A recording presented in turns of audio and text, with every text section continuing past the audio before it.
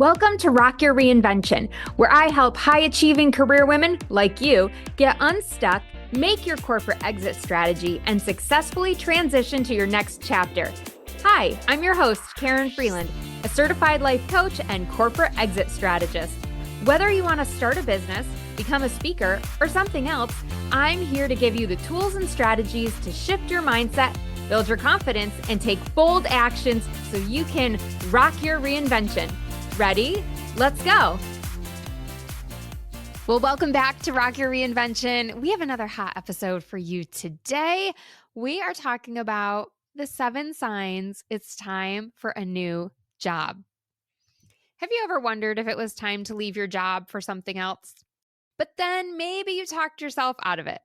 You figured you were just having a bad day, or maybe a bad week, or maybe a bad year. Well, today we're going to look at 7 signs that you can look out for to confirm if it's time to leave your job. And when I say go and find a new job, right, it could literally mean anything. Another corporate job at the same company or maybe a different company. It could be going to a nonprofit. It could be becoming an entrepreneur or anything else that you would get paid to do. There's lots of other options out there, and I don't want you to be thinking that it's one size fits all. So I hope that this episode will take some of the guesswork out of your decision to make a pivot or reinvent your career. So the first sign that you should be looking out for is you dread going to work. We don't need to sugarcoat this. I'm not talking about the occasional case of the Mondays, right? You're all out miserable. You might hit snooze a million times in the morning, show up late because you're kind of self-sabotaging and taking forever to get out of the house, or even just to get out of your bed into the couch and get on a Zoom call. You might feel sick before, during, or even after work. And if these things sound like you, it's time to dig a little bit deeper, because what we need to understand is what's really bothering you. Where's the dread coming from? We want to get as specific as possible about this, because that's going to give you clues to what you want to pivot to next. Is it the people that you work with or that you work for? Maybe you're bored and you're dreading it because you're not challenged enough. Maybe your boss is micromanaging you to the point where you feel useless. I know I had a few seasons like that. I was like, why am I even here? You just tell me what to do. You could tell someone for half the price what to do, and they would just do the thing that you wanted them to do. Do you find yourself bad-mouthing your employer or your coworkers? Because see, when you know what you dread, then you can make a better plan to successfully pivot, because you can try to avoid those things in the future. If you love your work, but not the people, then going to a different company to do a similar job is probably a smart move. But if you hate the work and the people, well, then it's probably time to make a complete 180. Moving to another company doing the same thing isn't going to fix that underlying problem of you not enjoying your work anymore. So any sense of dread is going to be a clear sign that this is no longer a good fit, and that's okay. This is all part of the reinvention process. Congratulations, you finally realized, oh, I dread going to work. Now I can do something about it. I do want to share a quick caveat, though, a quick client story, because it isn't always about how miserable you are, right? There's no like miserable meter that, okay, if I hit this level of miserable, then it's time to go. And I had a client who just kept trying to negotiate her exit with herself, right? She'd have a bad day and say, like, okay, today's the day. Now I'm going to do it. I'm really going to start building my exit plan and I'm going to leave. But then the next day she'd be okay, right? She'd have like a fine day, no big fire drills, no major headaches. So she'd talk herself into staying a little bit longer because she wasn't really that miserable. And I want to give you permission today to make a change without having to feel miserable or have like overwhelming dread, okay? Maybe it's more about trading okay or the status quo for something better. Maybe it's trading good for great, or even good for just different. Sometimes we just need a pivot and we might go from good to good. So just pay attention if you're putting stipulations around making a change, like you have to have a certain level of unhappiness in order to make a change. You don't, okay? That is a convenient excuse and something that we often use to stay stuck. But if you are feeling dread, then you can definitely check that box and know that it is time to move on. The second sign that you know it's time for a new job is you have no room for advancement. Every job should be enhancing your skills because if you're not learning, you're not growing. And if you're not growing, you're stagnant, AKA withering away. This is a very clear indication that it's time to go somewhere else or maybe leave that field altogether. Now, by changing companies, you may find you have more room for advancement, and it may give you this additional surge of excitement for that new job. Right? There could be lots of benefits to making a change.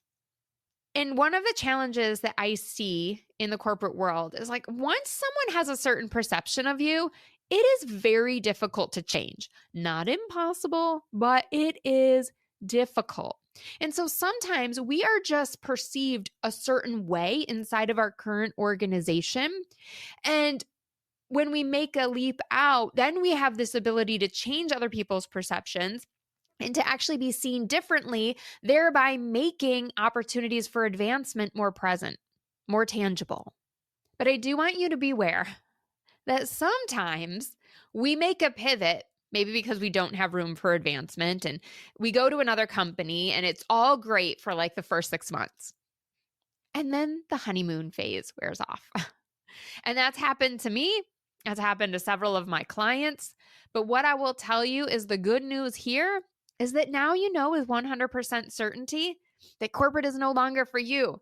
And you can confidently start making that full-on exit plan to go do something totally different.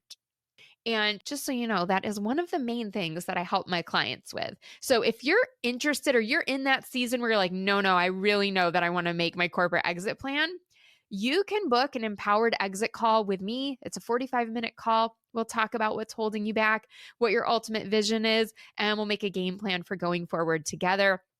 That link, as always, is in the show notes. So make sure you go set up your complimentary call. I'd love to have a chat with you. All right, the third sign you know that it's time for a new job is you've got lack of enthusiasm. And if this resonates, I have definitely been there. You're just like no longer interested in your work. What used to make you tick is now, boring. You just could do it with one eye shut, and like your hands tied behind your back. You might be phoning it in a little bit more than usual, checking the time all day long. Like, oh my gosh, it's still only noon. Like I have 4 more hours or 5 more hours of this. Make it end. If your job doesn't interest you, I mean, there can certainly be a couple of different things, right? And I know one of the big symptoms of perimenopause is losing interest in things that you used to love. So that could be a situation, right? You may want to go have a visit with the doctor and chat with them and see if there's something going on with the whole perimenopause. But it could also be signs of advanced burnout. And I see this in a lot of my clients. But no matter which one of those or something else that it might be, right? This is still a sign that you need to jump ship and find the thing that is going to make you tick for this season of life and allow you to have a little bit more balance. Because here's the problem with lack of enthusiasm for your work. Over time, apathy at work starts to spill into the other areas of your life. You might stop caring about the things outside of work or the work that you used to enjoy, like volunteering or hobbies, right? You just start to feel like, oh, I don't care about my work anymore. Now I don't even enjoy this fun hobby. Now I don't even like doing stuff at my church, or I don't like doing this other volunteering stuff. Everything starts to feel like a chore because you're so overtaxed. The opposite side of that, which I see sometimes in my clients, is that you find you spend so much time at work because, hey, you're an overachiever and anything less than perfection won't do, right? That you have no time for anything outside of work that you actually care about, the things that light you up, that make you feel more well-rounded and fulfilled. And that's not a good feeling for anyone. So you kind of stay stuck, you dive more into your work that you don't even care about. And it's just like this vicious cycle of unhappiness. So if you're experiencing a lack of enthusiasm, it's definitely time to start contemplating what's next for me. The fourth sign it's time to move on is you're burnt out. And we just touched on that for a minute, but I want to expand because this is something that I think a lot of people don't even realize they're in burnout often until it's too late. So the work might be really challenging or the environment is just so chaotic that you are overworked, right? You never get any downtime. There's always a fire drill. There's always the next big hoop. It's like, okay, if I can just survive till Friday. Okay, no, if I can just survive till the end of this month. If I can just get through that meeting or that trade show or whatever your big milestone is. But there's always another one. There's always a thing that you just have to get through. And it's been so interesting for me lately because my husband has definitely been experiencing some like stage 3 burnout. And one of the symptoms is often little things become really big things, right? Something that really probably isn't that big of a deal starts to feel like the end of the world. Now, he's an electrician, so it's kind of a different world, but he came home the other day and he was complaining about something that to me sounded not like a big deal, but to him it was it was just like he couldn't believe that they were asking him this. So his boss was concerned that there were a few tools that went missing on the last job. And so now the boss wants pictures of all the tools at the end of the day. And I'm kind of like, yeah, that kind of seems like a no-brainer, right? Like if you were the foreman on this job, shouldn't that be your responsibility to manage the tools and the people? Like, I don't know. It doesn't seem like a big deal to me. But he was just like, I can't believe he's asking me this. I'm not a baby. You don't have to babysit me. Like all these complaints. And it sounded like the end of the world to him. And I just stopped him and I was like, babe, it's time to go. It's time to go. This is the end of the road for you. And sure enough, on Wednesday, he put in his 2 weeks. And it's funny because he sounded just like me when I was in my last marketing job. And I remember my boss coming to me and being like, Karen, we got to send out this email. Because I did email marketing in my team. We got to send out this email about EV charging. And I was over the moon about how stupid this was. And I was so frustrated. And I'm like, we can't even sell it here. Like, we don't have the sales team to enable this. We're going to lose people from our database. And once they're gone, we can't get them back. Like, I had a million reasons why we shouldn't do this, right? But like, really, all I had to do was be like, yes, ma'am, no problem. We'll send the email. Like, it could have been such not a big deal, but because of the level of burnout and stress, I was just so upset. And you might be finding yourself in the same situation. And if everything feels like a burden, everything feels like the end of the world, girl, it's time to go. And that's okay because you are worthy of a better quality of life. And if you want to dig into burnout a little bit more, if this one's like, you're like, oh my gosh, this is so me right now, go listen to episode 16 of the Rock Your Reinvention podcast, where I bust 3 myths about burnout.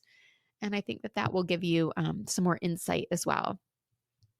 So the 5th reason that you need to leave your job and look for something new is your life outside of work is suffering. And suffering can mean a lot of different things to a lot of different people, right?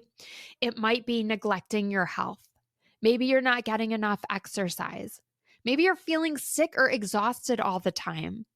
Maybe your balance is just totally out of whack and you are feeling really bad about not having more time with the kids. Maybe your relationships are suffering. And this could be both romantically or your friendships. You know, a lot of my clients come to me and they're like, I don't have any friends. I'm like, oh yeah, I remember that season of life. And it's not fun. It can be very painful. And you might not even be the one realizing your personal life is suffering. Sometimes it's your loved ones who are coming to you and they're picking up on things like your mood swings or how short you are, right? You're always short-tempered or snapping at the kids or your spouse. And they might be the ones bringing this to your attention and saying something about it. I remember in my case, oh my gosh, even my poor sweet little dog, Peanut, oh, rest his soul. I can't wait to see him someday and give him like the biggest hug and just love on him again. But he was such a good dog and he was an absolute nuisance for me. And I feel so bad saying that out loud. Like, who says that about their dog? But I was in total survival mode at that time. And I was just like, you're under my feet. I can't get anything done. This dog's always in the way. It needs walks. It needs this. And I just didn't have the capacity to handle anything else outside of my work life because it was so full on. But a lot of that also was my overachievement or tendencies, right? You might be spending all Sunday just giving yourself a pep talk like, okay, I can do this with just one more week. Hang in there, keep adulting. Right. And now you're not even enjoying your weekends because your whole weekends become a pep talk to prep you for the next Monday. And you probably feel like you never have time for anything outside of work, right? I was just sharing with a client too, like at one point, I couldn't even enjoy sex. I was just so in another place. We'd be doing it. And I'm like thinking about my to-do list. And even sex felt like something on my to-do list, right? Just like, oh, check this off. Okay. And how sad is that? I didn't want to be distant or emotionally unavailable for my husband. I mean, that's not what I signed up for when we took our vows. But at the same time, I was running on complete empty. Right? I was like running on fumes and coffee. And when we get to this state, it's time to reevaluate our priorities and make a shift because I believe that life is way too short to settle for this hectic survival mode where work is always number one.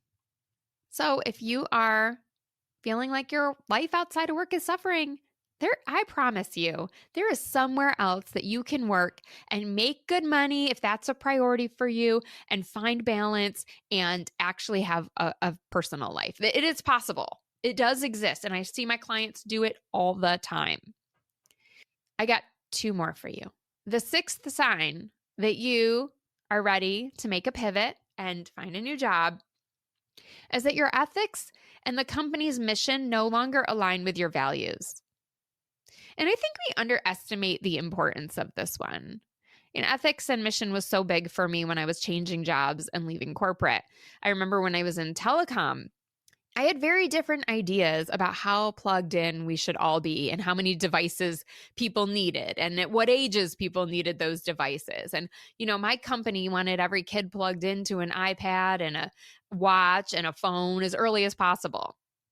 And I just had two young kids and I would look at them and I'm like, this isn't healthy.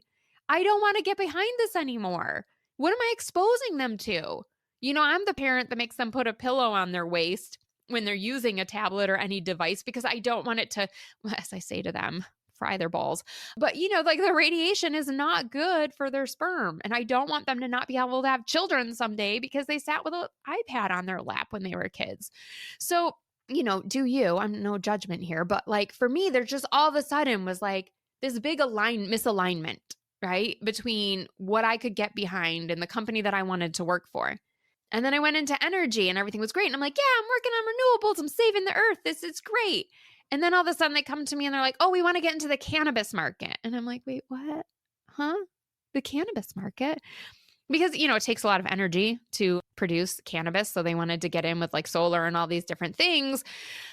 But I was like, I've seen way too many people become addicted to weed and then completely blow their life and get into other things and just never amount to anything. Like way too many friends. And I'm like, I can't do this. I can't support that.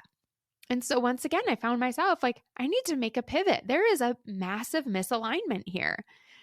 So the question to yourself is, what values do you feel are being compromised? How is the mission misaligned from yours? And it might be time to listen to those concerns and jump ship. All right. And the seventh sign, it's time to get a new job, is your side hustle is taking off. So if you have started a side gig and things are starting to pick up, especially to the point where, your day job is getting in the way of that side hustle, it is time to jump in with both feet and pursue this full on. No more backup plan, right? Because the great thing here is that you've already tested this business idea. I mean, it works. So why not make it your plan A?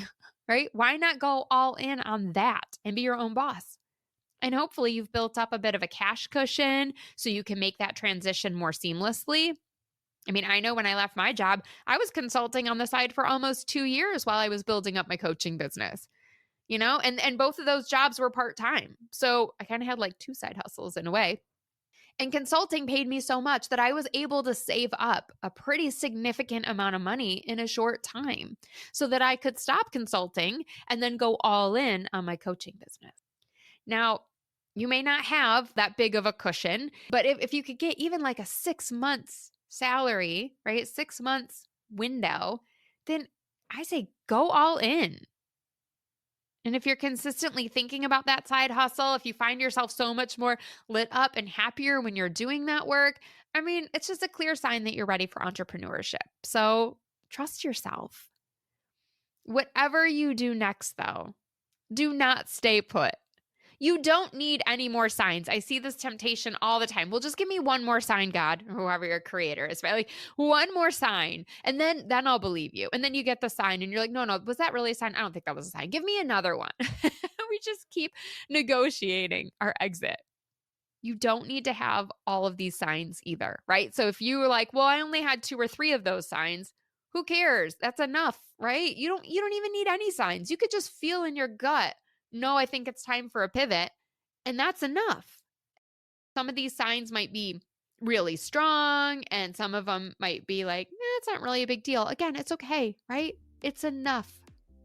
Trust your intuition, believe in yourself, and start making a plan to finally pivot. Thanks for tuning in. I hope you're inspired to take action by committing to one of the tips or strategies we talked about in today's episode. If you want more accountability and support, I've got your back. Book a complimentary Empowered Exit Strategy call today. Visit KarenFreeland.com to learn more and book your 45-minute session. Until next time, stay fabulous.